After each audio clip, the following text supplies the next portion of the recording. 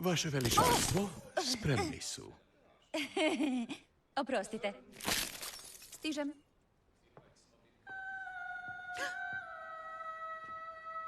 Čujete li ovo? A što to? Ma nije važno.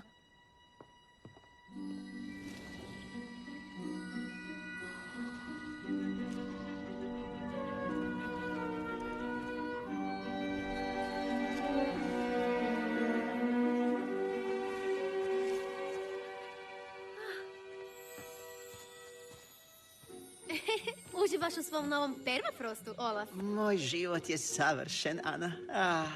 Kad bi bar ovako bilo zauvijek. No, Mijena nam se ruga svojom krasotom. Kako, molim? Oprosti, zrelost me čini poetičnim. Reci, starija si i stoga mudrija. Brineš li se zarad tvrdnje da ništa nije trajno? Ne. Zaista? Jedva čekam biti prastar poput tebe, da se više ne moram brinuti oko važnih stvari. Ma nisam tako mislila. Ne brinem se jer imam tebe. I Elzu, i Kristofa, i Svena. I dveri su širom otvorene. I više nisam sama.